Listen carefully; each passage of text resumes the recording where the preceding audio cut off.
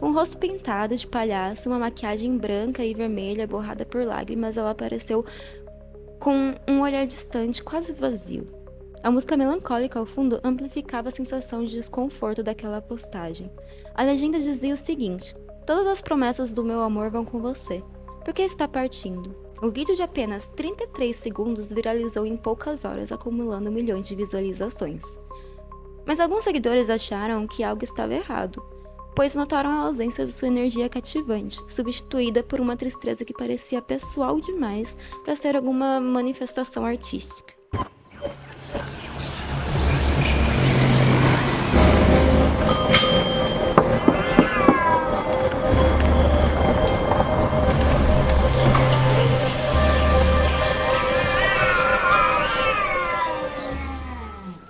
Olá, vizinho! Pode entrar. Eu sou a Cass e esse é o podcast Vizinhança Cruel.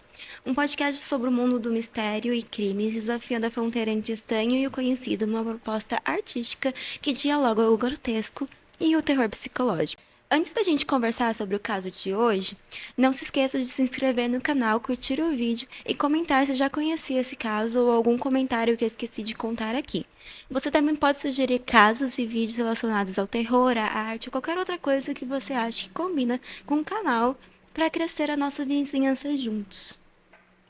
Bom, recado dados, pega o seu drink, não se esqueça de trancar a porta antes de se deitar e vamos começar o caso de hoje. Com apenas 23 anos de idade, Amelia era uma estrela em ascensão nas redes sociais.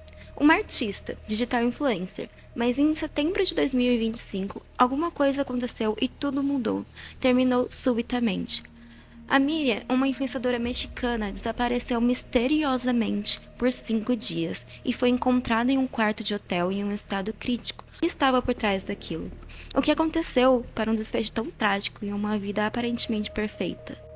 O nome dela é Flor Miriam Pineda. Ela nasceu dia 3/10/2001. A sua infância, pelo que eu encontrei, ela vivia com a irmã e com a sua mãe, a Beatriz, e era apaixonada por arte, por moda e comunicação. Ela vivia em um bairro de classe média e dividia o quarto com a irmã mais velha, a Camila, e ela passava sempre as tardes desenhando roupas e testando maquiagens. A Miriam cativava as pessoas, por isso quando ela descobriu o TikTok ainda adolescente, ela encontrou um palco perfeito para aflorar a criatividade dela. Os vídeos mesclavam entre humor, desafios de moda, viagens, colaborações com outros criadores e a sua música Boom Boom, que foi criada em 2023. A morte da jovem transcendeu o universo digital, principalmente em uma era dominada pela exposição. E a Miriam está tão perto de nós, que somos artistas, criadores digitais e públicos que consomem todo esse conteúdo em geral. É uma história para se refletir. O caso é super recente, a investigação ainda precisa responder algumas perguntas, mas eu vou contar tudo em detalhes porque eu quero saber o que cada um de vocês acha sobre esse caso. Bom, ela tinha cerca de 4 milhões de seguidores em um curto espaço de tempo. Ela acabou se tornando uma das vozes mais influentes da geração Z do México. Seus conteúdos, muitas vezes ao som de músicas pop ou baladas, incentivavam jovens a abraçarem sua individualidade. Acabei de perceber que eu acho que eu tô falando o nome dela errado, é Marian. Desculpe, agora é Maria. O grande sonho da Maria era lançar uma marca de roupas sustentáveis inspiradas nas tradições têxteis lá de Michoacán, do estado dela. Isso usando estampas que utilizam as cores dos mercados locais. Marian também queria criar uma comunidade para apoiar jovens criadores de conteúdo, especialmente mulheres de cidades menores como a dela. O que, como uma artista do interior, eu achei incrível da parte dela. Artistas devem apoiar artistas locais. Apoiem seus amigos artistas assim como você apoia o seu ídolo famoso que nem sabe da sua existência. Apesar do sucesso, a Marian tinha uma vida simples, próxima dos amigos e dos fãs. E essa imagem de uma jovem sonhadora, generosa e profundamente conectada às pessoas tornou o que viria a acontecer com ela depois uma situação ainda mais delicada e incompreensível. Ela era o avesso de tudo aquilo que todos podiam ver nos conteúdos, na personalidade e no rosto dela. A vida da Maria se desenrolava lá em Morelia, uma cidadezinha de contrastes que mescla a beleza de imponentes ruas de pedras. Mas a realidade é de uma região marcada por desigualdade e inseguranças, que nos últimos anos enfrenta inclusive um aumento alarmante de violência urbana, desaparecimentos e influência de grupos de criminosos. Mas à margem desse mundo obscuro, a Marian seguia sua vida. Criava seus vídeos, cada postagem era meticulosamente planejada. O ritmo da edição, a escolha da trilha sonora, a harmonia das cores, era tudo estudado, nada era por acaso na criação de conteúdo dela. Em uma live de 2024, inclusive, ela disse o seguinte: quero que cada vídeo seja uma experiência. Mas nesse perfeccionismo da criação de conteúdo, às vezes, a gente nos leva ao esgotamento, porque nem sempre você consegue a excelência da produção artística. Não controlamos como as pessoas vão reagir ou sentir em relação a cada obra. E isso muitas vezes se reflete na percepção das pessoas. E o que acontece? Menos views, menos likes, menos comentários. Isso para o psicológico do artista, que tem esse objetivo de sempre se entregar e fazer o melhor, às vezes não sai como que a gente quer. Lembro de um trabalho da faculdade que surgiu a Cassie em si, que a gente tinha que criar um projeto expositor público, e eu sempre trabalhei com sentimentos. Então eu decidi criar um personagem em uma fase da vida de perda, reconstrução e solidão. Foi nesse trabalho que eu quebrei meu dente e agora meu sorriso é torto. E também o trabalho que eu mais me drenei fisicamente e emocionalmente para entregar o que eu realmente queria. No final, meu trabalho não recebeu a nota que eu queria e eu achava que eu merecia também. Fiquei frustrada, mas é sobre isso. A arte muda no olho de quem vê. Nós vemos o mundo a partir da nossa ótica, vivências e dos nossos conhecimentos, do que a gente conhece. Bom, voltando a casa, os amigos próximos da Marian relataram que ela passava noites em claros editando os vídeos, ajustando os detalhes ou planejando novas ideias. Ela queria que tudo fosse perfeito. Segundo seus amigos, às vezes, se um vídeo não tinha o alcance esperado, ela se culpava por dias. Então veja só, isso que eu acabei de comentar, né? Uma cobrança exagerada por uma perfeição que não existe. Ou seja, ela era extremamente profissional e exigente consigo mesma.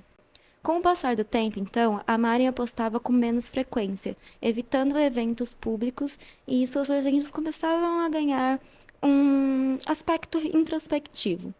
Em agosto de 2025, bem recentemente, ela publicou o seguinte: nem sempre o brilho é luz. Às vezes, é só o que você quer que vejam. Essa frase enigmática que passou despercebida nesse primeiro momento, depois do que tudo aconteceu, ela vai começar a fazer mais sentido. Amigos notaram que ela parecia mais reservada, menos disposta a compartilhar seus sentimentos, como se carregasse um peso invisível. No México, como em quase todos os lugares do mundo, como aqui no Brasil, se vive uma efervescência digital. E para alguns jovens, as redes sociais representam uma chance de ascensão social, uma ponte para um futuro melhor. E a Maria navegava nesse equilíbrio delicado, onde a linha entre autenticidade e desempenho era cada vez mais tênue. E essa pressão para manter a imagem de perfeita, de perfeição, enquanto lidava com as inseguranças, uma jovem de 23 anos acabava tornando sua vida uma montanha-russa emocional que semanas depois culminaria em uma tragédia: o desaparecimento. Na manhã de 1 de setembro de 2025, começou como qualquer outra para Maria. Pelo menos para quem a via. Ela postou um story mostrando um café preto, uma xícara de cerâmica, um look com tons laranja e amarelo, um sorriso tímido para as câmeras. Ela respondeu algumas mensagens dos fãs, como habitualmente fazia, com sua gentileza. Compartilhou um vídeo curto no TikTok dançando ao som de uma música pop. Tudo parecia normal, até a noite cair. Quando por volta das 7 horas da noite, a Marian publicou um vídeo que quebrou o padrão da sua personalidade vibrante e de influenciadora que ela trazia para a internet. Com o rosto pintado de palhaço, uma maquiagem branca e vermelha borrada por lágrimas, ela apareceu com um olhar distante, quase vazio. A música melancólica ao fundo amplificava a sensação de desconforto daquela postagem. A legenda dizia o seguinte: todas as promessas do meu amor vão com você. Por que está partindo? O vídeo de apenas 33 segundos viralizou em poucas horas, acumulando milhões de visualizações.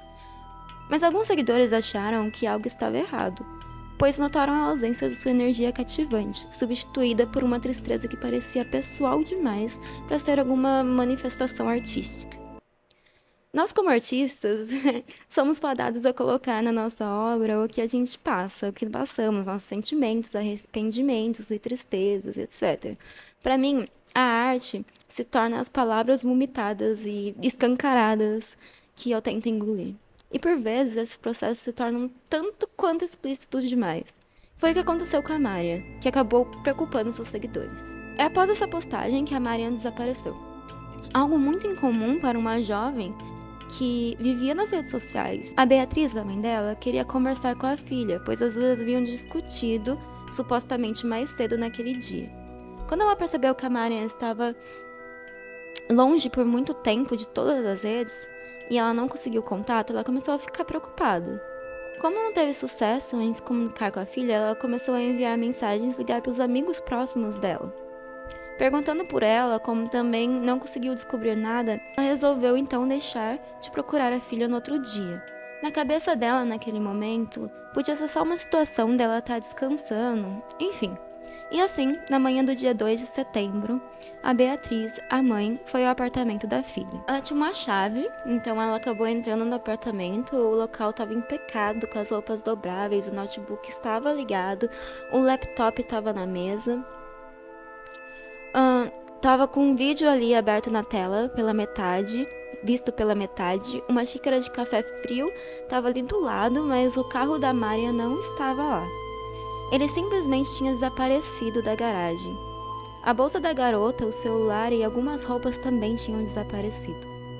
A Beatriz naquele instante percebeu que algo não estava certo. E imediatamente ela registrou o desaparecimento para as autoridades. O desaparecimento da Marian logo se tornou público e mobilizou o México inteiro de uma forma raramente vista. Porque mesmo sendo um país onde se vive uma epidemia de desaparecimentos, dessa vez envolvia uma pessoa famosa. E como a Procuradoria tinha ali ativado o alerta ALBA, que é um mecanismo implementado no México para a busca imediata de mulheres e meninas em riscos, em poucos minutos a ficha oficial com foto dela inundou as redes sociais. A pergunta que se repetia naquele momento em todos os lados era: o que aconteceu com essa jovem que parecia ter tudo, ser feliz e de repente desapareceu sem deixar rastros? A tensão aumentava lá na cidade de Morelia. Comerciantes, vizinhos e familiares compartilhavam câmeras de segurança para reconstruir um possível trajeto do veículo da moça desaparecida. A pressão era enorme, afinal das contas, Michigan carrega um histórico já de desaparecimentos e violência. E o caso da Marian estava sob todos os holofotes. As imagens capturaram o carro da Marian deixando Morelia por volta das 10h30 da noite no dia 1, em uma rodovia sem outros veículos visíveis ou sinais de perseguição. Depois disso, o rastro do carro se perdeu. Nos 5 dias seguintes, a incerteza alimentou ainda mais as especulações. O que poderia ter acontecido? Pistas falsas, distrações durante as buscas, as redes sociais foram inundadas por desinformação nesses primeiros momentos. As pessoas que viram a Marian em cidades como León e outras do Novo México circulavam, todas acompanhadas de fotos borradas e relatos que não davam para ser realmente verificados. Até um print falso, supostamente de uma mensagem enviada a ela para um amigo, sugeriria que ela precisava de um tempo. A família desmentiu todas as mensagens, mas o estrago já está feito, né? Porque as páginas de fofoca, influenciadores, sensacionalistas, tudo isso amplificou todas essas notícias falsas. Um canal do YouTube até publicou um vídeo intitulado A Verdade Oculta sobre a Marian Izaguirre, insinuando aí, sem provas, claro, o envolvimento dela com figuras poderosas e que, na verdade, que informação é essa que não existe? A mãe dela, Beatriz, disse: é cruel verem minha filha como um produto para cliques. Essas distrações desviaram o foco da investigação e dificultaram o trabalho policial que precisava filtrar centenas de denúncias falsas. Outro fato que alimentou as primeiras hipóteses foi a que Marian teria tido uma forte discussão com a sua mãe antes horas de desaparecer, como já comentado. Isso não passou despercebido, pois se tornou o centro das especulações nesse momento. Teria sido, então, um impulso pessoal que motivou sua saída ou teve algo por trás disso? Mas enfim, por enquanto o que era essencial era encontrar a jovem que se perdia em meio a toda essa confusão digital. Mas nem todo mundo queria atrapalhar, tá?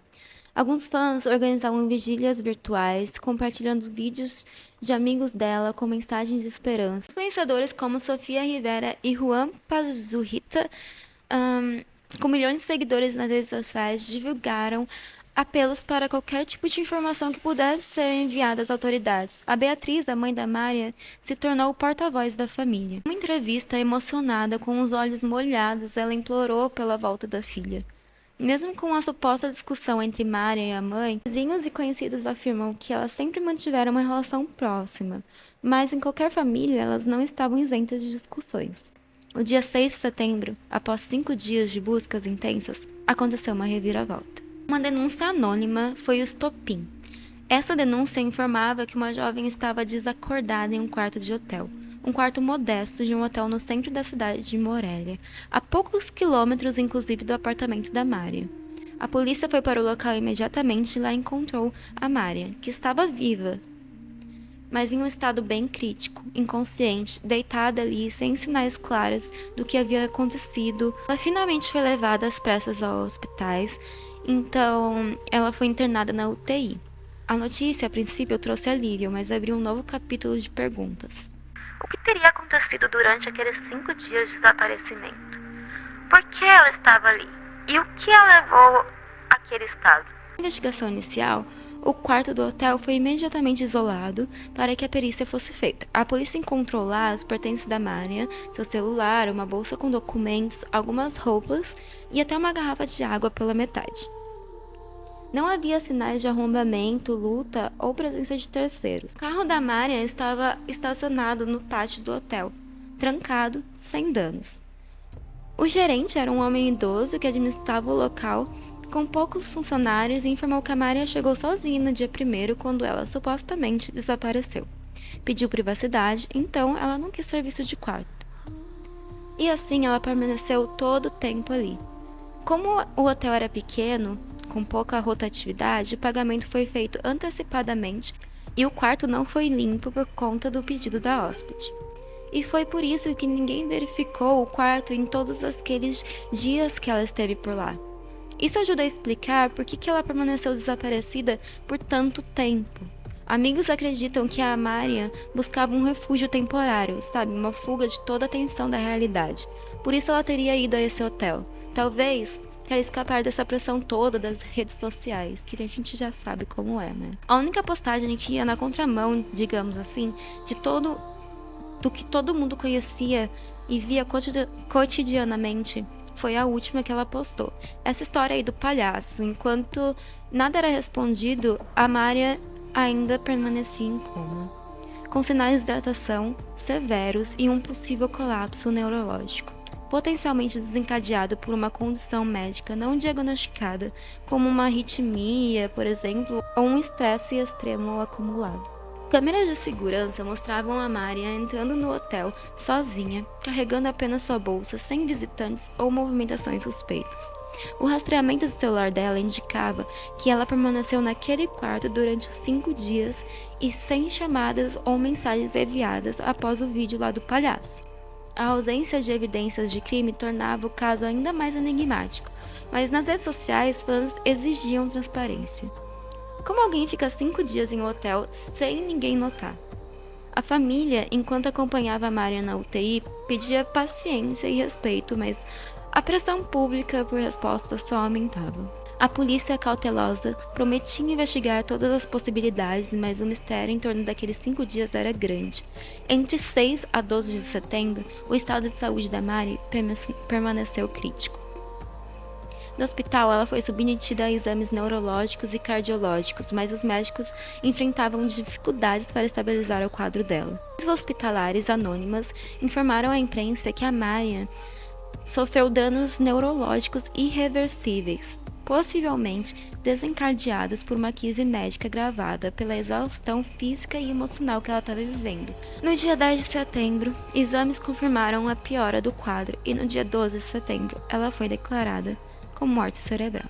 Morte cerebral é um termo médico usado para designar quando o cérebro para de funcionar devido a uma lesão, uma doença que causa danos graves e permanentes a todo o cérebro e o tronco cerebral, Como resultado, a pessoa com morte cerebral fica incapaz de aspirar ou manter qualquer função vital por conta própria. As autoridades divulgaram um comunicado bem breve, afirmando que a Marian faleceu por complicações graves de saúde resultantes de uma crise médica. Sem maiores detalhes sobre a causa exata ou o que desencadeou isso. A ausência desses detalhes da causa da morte gerou mais indignação ainda nas pessoas. A mãe, a Beatriz, expressou sua dor e frustração em um comunicado lido por um amigo da família. Perdi minha filha, meu raio de sol. E ninguém pode me dizer por quê. Só peço que se lembrem, só peço que ela seja lembrada pelo amor que espalhou. A irmã dela acrescentou o seguinte: Marian merecia mais, merecia respostas. A falta de respostas abriu espaço para diversas hipóteses. Fãs organizaram threads analisando os detalhes do caso e questionando a investigação. A mais recorrente apontava para uma crise emocional, com um vídeo do palhaço sendo interpretado como uma reflexão de angústia profunda. Amigos disseram que a Maria usava a arte para expressar emoções complexas, mas eles não sabiam a existência desse vídeo e não sabiam se era um pedido de socorro ou apenas uma criação dramática.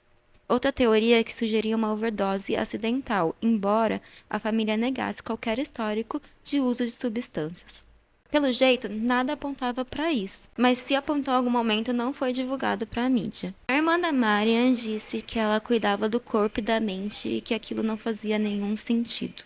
Especulações mais conspiratórias, como acontece sempre, começaram a surgir também, como envenenamento, envolvimento de terceiros, mas a ausência de alguma evidência concreta de violência ou presença de estranhos no hotel enfraquecia todas essas linhas de pensamento. Especialistas consultados pela imprensa, como o psiquiatra Juan Carlos Ramírez, apontaram um estresse crônico da fama digital, combinado com possível vulnerabilidade médica, o que poderia ter desencadeado uma crise fatal. A pressão, por ser perfeita, pode levar o corpo e a mente ao colapso, explicou o psiquiatra. O caso continua em aberto. As autoridades mexicanas mantêm a classificação do caso ainda por morte por complicações médicas sem indícios de crime, deixando os fãs e as famílias sem um desfecho muito claro. O perfil da Marian agora é um memorial mantido pela irmã dela, a Camila, e também pelos amigos próximos, e recebe mensagens diárias de carinho. A família anunciou que os órgãos dela, os rins, córneas e tecidos foram doados, salvando aí pelo menos 4 vidas. A tragédia reacendeu o debate sobre saúde mental, principalmente nesse universo digital. E a psicóloga Maria Helena Torres, em uma entrevista, disse o seguinte: influenciadores vivem sob um microscópio, onde cada erro é amplificado, e nós precisamos protegê-los. Inspiradas por Marian, iniciativas locais lá de Morelia planejaram um apoio psicológico a jovens criadores de conteúdo, enquanto a Foundation para a Saúde Mental Digital lançou campanhas nacionais contra as pressões da fama online. Em um mundo em que as telas mostram apenas o que queremos que a gente vê, como diz Michael Clifford, do 5 Seconds of Summer, minha banda favorita, da música Kill Me For Always, I color my blood so you see what I want you to see.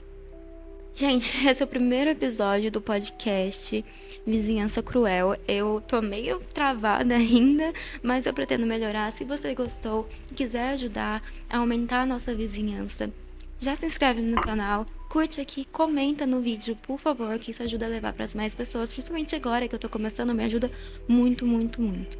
E desculpa se vocês estão ouvindo um barulho de fundo, é que eu moro num apartamento muito pequeno, então eu tô lavando roupa. E também tá muito quente, tô tentando deixar o ventilador desligado, mas às vezes não dá. Se você gosta de arte, conteúdos curiosos e terror psicológico, você encontrou a vizinhança certa pra ficar. Olá, vizinho! Não se esqueça de conferir a minha web novela, A Vizinhança do Medo, que já tem o primeiro capítulo publicado, que é o meu projeto de TCC. Tá aqui no canal, eu vou deixar um card aqui, ou você pode procurar, um dos últimos vídeos que eu postei. E eu acho que é isso, até a próxima!